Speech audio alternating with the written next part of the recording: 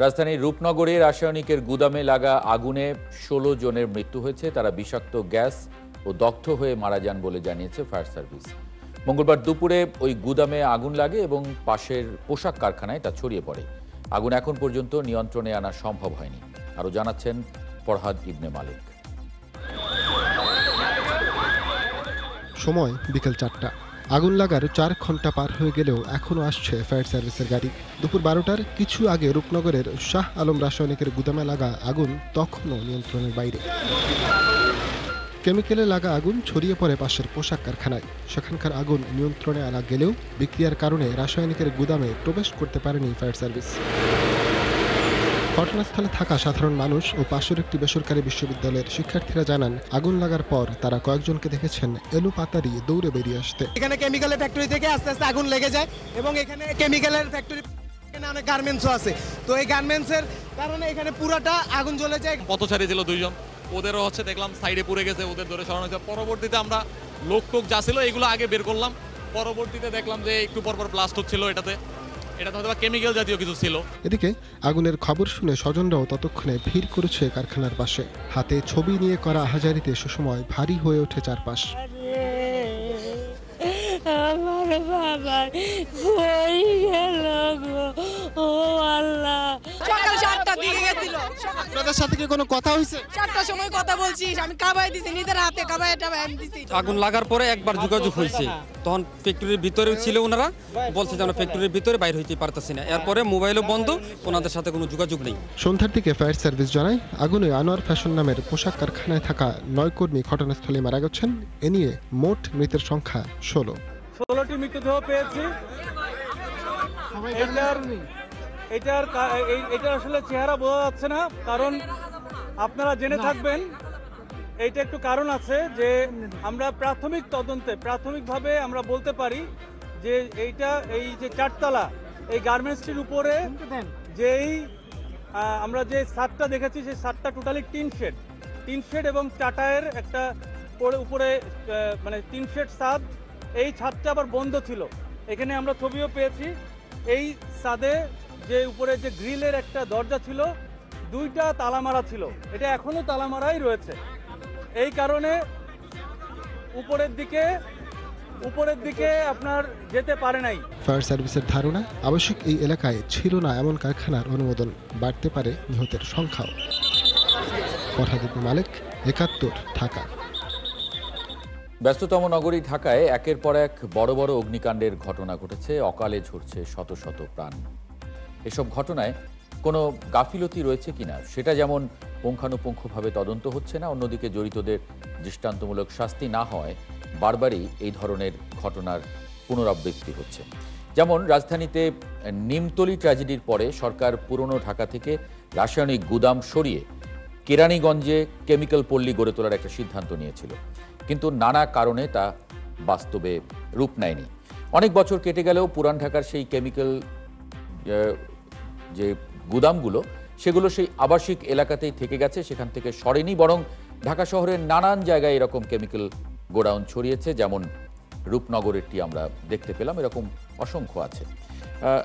নিমতলী চুরিহাট্টার সেই ঘটনা থেকে আমরা আসলে শিক্ষা নেইনি কিছুই, সেটাই আজকে নতুন করে আবার এসেছে। এ নিয়ে কথা বলবো। আজ আমাদের সঙ্গে আছেন ডক্টর আদিল মোহাম্মদ খান, নগর ও অঞ্চল পরিকল্পনা বিভাগের অধ্যাপক, জাহাঙ্গীরনগর বিশ্ববিদ্যালয়, এবং আছেন ব্রিগেডিয়ার জেনারেল আলী আহমেদ খান, সাবেক মহাপরিচালক fire service and civil defence. আপনাদের স্বাগত জানাচ্ছি সংবাদ যোগে। ব্রিগেডিয়ার জেনারেল আলী আহমেদ খান, আমরা এই রূপনগরের আগুনের যে ধরন দেখলাম, দুপুরে লাগা আগুন এখনও নিয়ন্ত্রণে আসেনি এবং ফায়ার ব্রিগেড প্রাথমিকভাবে বলছে যে কেমিক্যালের থেকে যে বিষাক্ত গ্যাস তৈরি হয়েছে সেটাতে অনেকের মৃত্যু হয়ে থাকতে পারে। এখানে আপনি আসলে কি দেখেন, গাফিলতি কার দেখেন? এমনকি আমরা কেমিক্যালের এই আগুনগুলো নিয়ন্ত্রণ বা করতে পারি না কেন? বাস্তবতা আসলে কি? ধন্যবাদ। আরেকটা খুব হৃদয় বিদারক ঘটনা আসলে একটার পর একটা ঘটেই যাচ্ছে, কিন্তু আমাদের কিন্তু এখনো হুঁশ জ্ঞান হচ্ছে না। আসলে এটাই আমাদের খুব দুর্ভাগ্য। আর কত মানুষ জীবন দেবে আসলে। তো আমি যারা জীবন এখানে নিহত হয়ে তাদের মাগফিরাত কামনা করছি, এবং যেখানে আপনি বললেন যে এই দুর্ঘটনাগুলো কেন হচ্ছে বা এগুলো নিষ্পত্তিটা কোথায় আসলে, এটা একটা বড় প্রশ্ন আমাদের সবারই কাছে। কারণ আমরা দেখলাম, আপনি বললেন যে নিমতলী চুরি একটা ঘটনার পর এখন যখন একটা বড় ড্রাইভ দেওয়া হইলো বিভিন্ন জায়গা থেকে, শিল্প মন্ত্রণালয় এবং সিটি কর্পোরেশনের মেয়রের মাধ্যমে, তখন কিন্তু এই কেমিক্যাল যদি পল্লী বানানো হয়েছিল, এখানে শিপ বরং হয় নাই, এবং অন্য জায়গায় বিভিন্ন বসতবাড়ি এলাকায় যেখানে বাসা বাড়ি আছে সেখানে পুরো ঢাকায় ছড়িয়ে ছিটে গেছে আসলে। এটা একটা বড় ব্যর্থ, এবং এখানে অরক্ষিত অবস্থা, অরক্ষিত বৈদ্যুতিক লাইন এবং অরক্ষিত ভাবে এগুলো হচ্ছে, যেখানে কোনো সেফটির কোনো কেয়ার করা হচ্ছে না আসলে। এবং এখানে লাইসেন্স দেওয়া হচ্ছে, বিশেষ করে সিটি কর্পোরেশন, তারা হয়তো জানি না তাদের ইন্সপেক্টররা কিভাবে লাইসেন্স দিচ্ছে আসলে, কোনো সেফটির গাইডলাইন ছাড়াই লাইসেন্স দেওয়া হচ্ছে আসলে এখানে। ফায়ার ব্রিগেডও তারাও কিন্তু তাদের নলেজে নেয় আসলে। যখন ঘটনা ঘটছে তখন আমরা বলছি যে এখানে একটা বড় রকম একটা গাফলতি রয়ে গেছে। গাফলতি যদি বলেন, এখানে আমি বলবো যে আপনার বাসা ভাড়া দিচ্ছি, আমি অনেকটা লোভে পড়েই বেশি টাকা পাচ্ছি, এখানে ভাড়া দিয়ে দিচ্ছি আসলে। এখানে দেখভাল করার কেউ নাই, মনিটরিং করার কেউ নাই। যখনই এরকম একটা বড় গ্যাপ আছে, মানুষ কিন্তু এই সমস্ত জায়গায় বাণিজ্যিক ভাবে এগুলোকে টাকা পয়সা বানানোর জন্য এগুলো ভাড়া দিচ্ছে আসলে। এইভাবে কিন্তু আমরা আমাদের জীবনে কোনো মূল্য নাই, এবং এইভাবে কিন্তু কারণ যেহেতু আপনি বললেন জবাবদিহিতা নাই, এখানে কাউকে প্যানাল্টি করা হচ্ছে না, কাউকে পানিশমেন্ট দেওয়া হচ্ছে না, এবং একাধারে কিন্তু যেটা মনিটরিং সিস্টেম নাই, যার জন্য কিন্তু দেখা যাচ্ছে আমাদের একটা ঘটনা ঘটছে আসলে। এটা আমি জানি না ডক্টর আদিল কিভাবে এটা ব্যাখ্যা দিবে, বাট আমি বলবো যে এটা অবশ্যই দায়ভার তো সবারই রয়েছে এখানে। একাধারে যে বাড়িওয়ালা তাদের দায়ভার আছে, ওখানে যে লোকাল কমিশনার সেও দেখভাল করছে না, সিটি কর্পোরেশন এবং ফায়ার সার্ভিস, সিভিল ডিফেন্স সবাই মিলে দায় নিতে হবে এখানে যারা আছে এখানে। বিশেষ করে যে আমি বলবো যে প্রিভেন্টিভ মেজার তো ফায়ার ফাইটিং তো আসবে, প্রিভেন্টিভ মেজারটাও আমরা কেন নিচ্ছি না, নিলে কি করতে হবে আসলে। একটা বড় রকমের একটা আমার গ্যাপ আছে, যেটাকে এখনো আমরা কাটিয়ে উঠতে পারছি না আসলে। আর কত আমরা আমাদের মানুষের জীবন যাবে, সেটা একটা বড়, আমি বলবো একটা দুর্বল জায়গা আমাদের রয়েছে। আদিল মোহাম্মদ খান, মানে প্রশ্ন কি করব আসলে, কথা তো একই। আমরা চুরিহাট্টা থেকে, নিমতলী থেকে আমরা যদি শিক্ষা না নেই, এবং আজকে যে ঘটনা সেটা আসলে এটা অবশ্যম্ভাবী ছিল, এতদিন কেন হয়নি সেটাই প্রশ্ন। এমনকি পুরনো ঢাকায় প্রতিদিন এরকম রাসায়নিক গুদামের ওপরে নিচে পাশে মানুষ বসবাস করছে, আর একটা নিমতলী ট্র্যাজেডির জন্য অপেক্ষা করছি আমরা। মানে এটি করা গেল না কেন আসলে, কেমিক্যাল পল্লী? ধন্যবাদ আপনাকে। দেখেন, যখন আজকে আগুন লাগার পরে কিন্তু রাষ্ট্রযন্ত্র কিন্তু ঝাঁপিয়ে পড়েছে। এখানে আমাদের ফায়ার সার্ভিস থেকে শুরু করে আর্মি বা অন্যান্য যে সরকার যন্ত্র ঝাঁপিয়ে পড়ে। সরকার যন্ত্র ঝাঁপিয়ে পড়ে যখন ঘটনাটা ঘটে সেখান থেকে উদ্ধার কার্যে।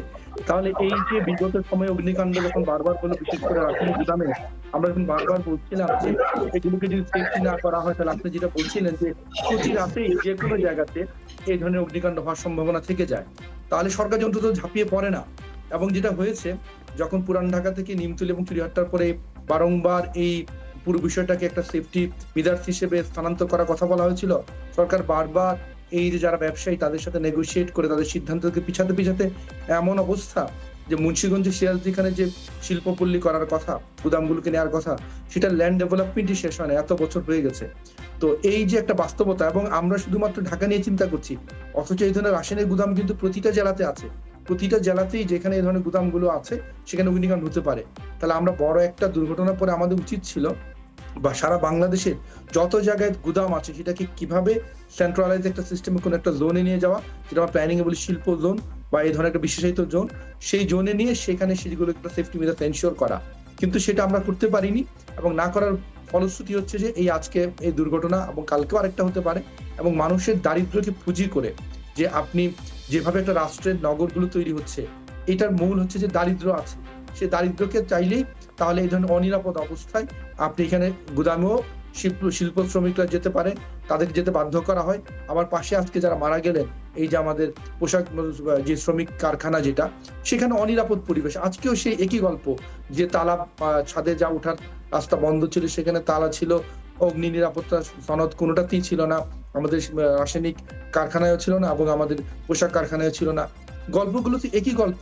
তাহলে রাষ্ট্রের কাজটা কি? মানে রাষ্ট্র নামক সিস্টেমটা তৈরি হয়েছিল যে মানুষের নিরাপত্তা নিশ্চিত করতে গেলে আমাদের যারা ব্যবসা করবে তাদেরকে বাধ্য করা। তাহলে এই বাধ্য করার জায়গাতে এই যে আমরা এত দুর্বলতা দেখাই, এবং এই ক্ষেত্রে যেই দেশের যেই রাষ্ট্রের যেই আইনে একজন শ্রমিক মারা গেলে তার ক্ষতিপূরণ 2 লক্ষ টাকা, সেখানে যদি 16 জন মারা যায় 16 দুগুণ 32 লক্ষ টাকা দিয়ে আপনার হচ্ছে মালিকরা পার পেয়ে যান। তাদের তো কমপ্লায়েন্সের কোনো ধরনের বালাই নাই। তারা চাইলে তারা ইন্সপেক্টরদের ম্যানেজ করতে পারেন, রাজুক থেকে আসলে তাকে ম্যানেজ করতে পারেন। হ্যাঁ, তাহলে এই যে সনদগুলো নাই কারণটা কি তারা ম্যানেজ করতে পারেন, আবার মারা গেলে তাদের 2 লক্ষ টাকা দিয়ে সেটা ক্ষতিপূরণ, সেটা অফিসিয়ালি ক্ষতিপূরণ। অথচ বিশ্বের কোনো সভ্য দেশে একটা শ্রমিকের মানে দাম এত সস্তা হতে পারে না।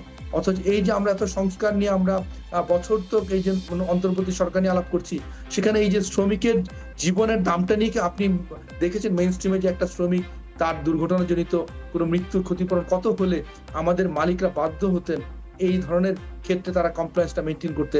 ফর এক্সাম্পল, এখানে যদি একজন শ্রমিক মারা গেলে 1 থেকে 2 কোটি টাকা ক্ষতিপূরণ হতো, তাহলে কিন্তু মালিকরা বাধ্য হতো যে আমার কোনো কারণে যদি অ্যাক্সিডেন্ট আমাকে মারা গেলে আমাকে বিশাল একটা ক্ষতিপূরণ দিতে হবে, তাহলে আমাকে কমপ্লায়েন্সটা মেনটেন করতে হবে। জি না, আমি একটা খবর দেখছিলাম যে সেখানে বলা হচ্ছে যে এই সমস্ত কেমিক্যাল গোডাউন বা এই কারখানাগুলো এখন যেহেতু অনেক ধরনের কমপ্লায়েন্স করতে হয় ওই নিমতলি ট্র্যাজেডির পরে, এরা লাইসেন্স নেন না, মানে কোনো ফায়ার ব্রিগেড থেকে লাইসেন্স নেন না, সিটি কর্পোরেশনের মানে লাইসেন্স নেন না, কোনো জায়গায় নিবন্ধন থাকে না, এইভাবেই দিনের পর দিন ব্যবসা করে যাচ্ছেন।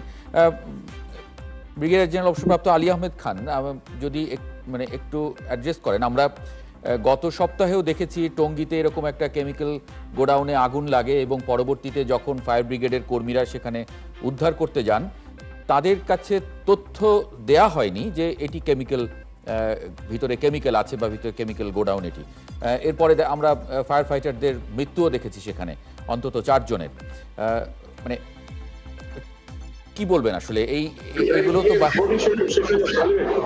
জি এটা আমি যেটা মনে করি যে টোটাল ফায়ার যে আগুন লাগলে যে ফায়ার ব্রিগেডের দায়িত্ব নিলে হবে না, কারণ ফায়ার এটাকে দায়িত্ব নিতে হবে ইন্টিগ্রেটেড মনে করেন। এখানে ফায়ার সার্ভিস আছে, এখানে সিটি কর্পোরেশন আছে, এখানে পৌরসভা আছে, এখানে বিশেষ করে কেমিক্যাল আপনার যেটাকে আমরা বলা হয়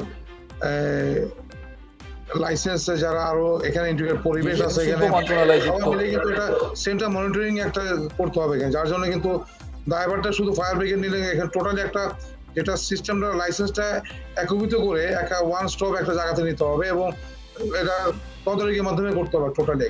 কারণ এখানে এই লাইসেন্স সিটি কর্পোরেশন নিচ্ছে এবং তারা কিন্তু ফায়ার ব্রিগেড জানে না আসলে ব্যবসায়ী লাইসেন্স এবং ট্রেড লাইসেন্স ইস্যু করা হবে না, যে কোনো সেফটি লাইন ইস্যু না করা হয় সেটাও আমাদের দেখতে হবে। টোটাল এই জায়গাটা কিন্তু এখানে একটা বড় গ্যাপ আছে, যার জন্য কিন্তু আমাদের একটা পর একটা ঘটনা ঘটতেছে এখানে, আমরা আবার ভুলে যাচ্ছি আসলে টোটালি।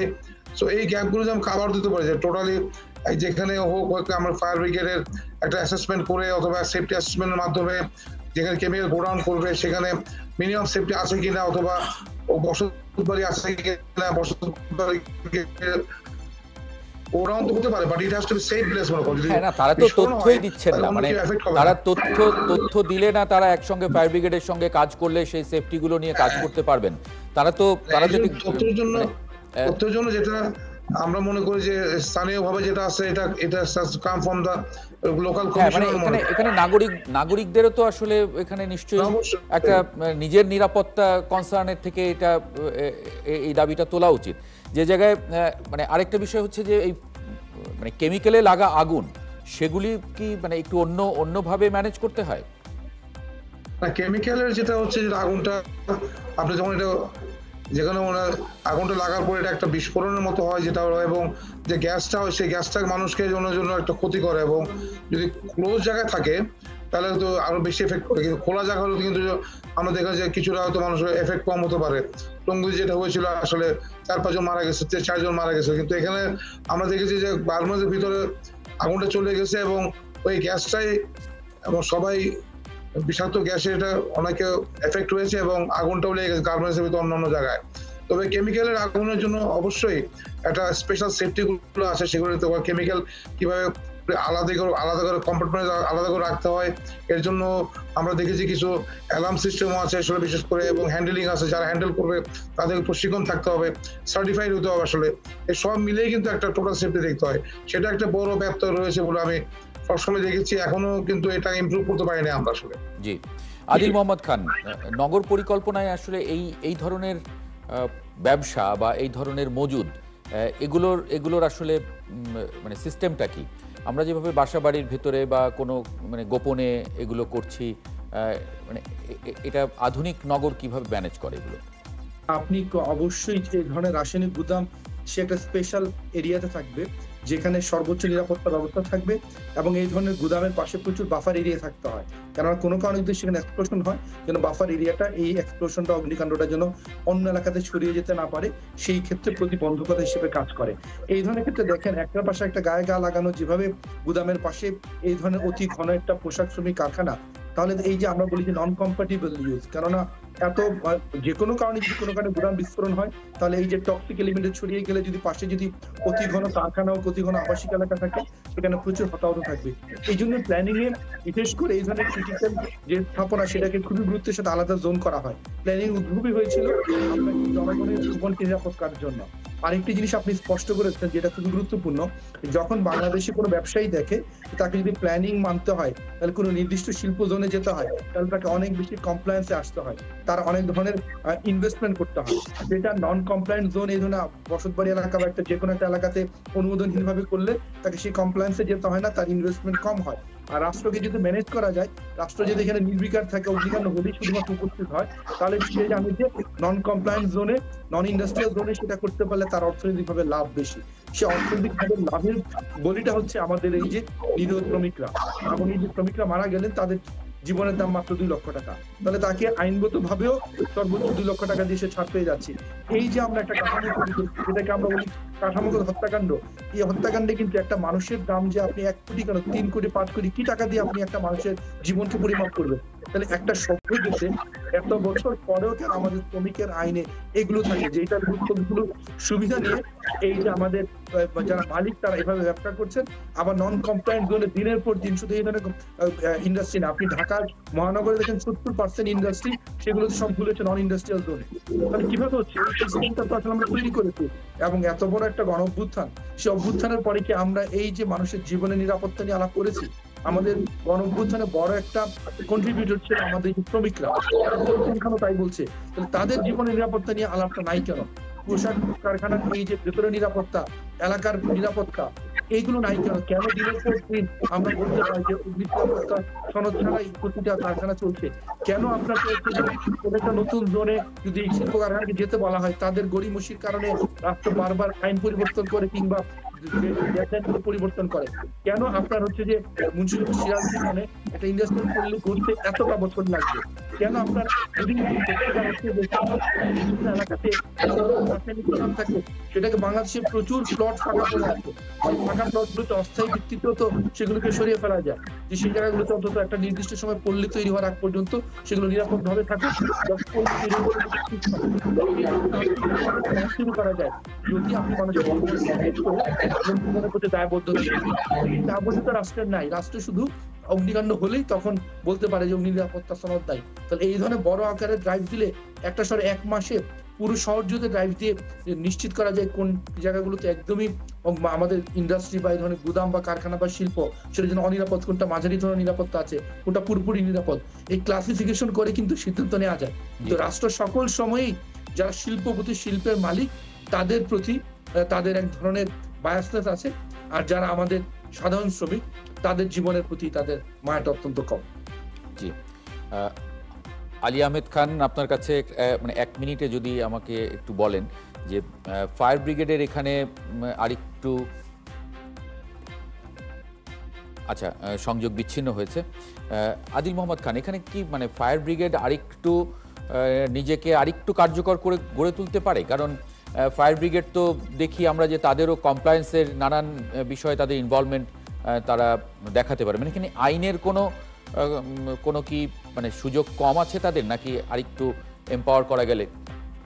এটা একটা ইম্পর্টেন্ট কথা। আমাদের ফায়ার আইনে আমাদের যারা ফায়ার ব্রিগেডের পক্ষ থেকে মানে তারা হচ্ছে যে কোনো এক জায়গা থেকে যদি দেখে অগ্নি নিরাপত্তার ঘাটতি আছে, তারা নোটিশ দিতে পারে, কিন্তু নোটিশ দেওয়ার পরে পরবর্তী করণীয় ক্ষমতাগুলো অত্যন্ত দুর্বল ভাবে দেওয়া আছে, যার ফলে এই জন্য আপনারা প্রায়ই দেখেন অগ্নিকাণ্ডের পরে বলে যে ফায়ার সার্ভিস বারবার নোটিশ দিয়েছে, নোটিশ দেওয়ার পরে যে এক্সিকিউটিভ পাওয়ার তাদেরকে ওইভাবে দেওয়া হয় নাই। যদি না দেওয়া থাকে তাহলে তো আসলে তারা সেই অর্থে নগ্নন্তহীন ভাগ।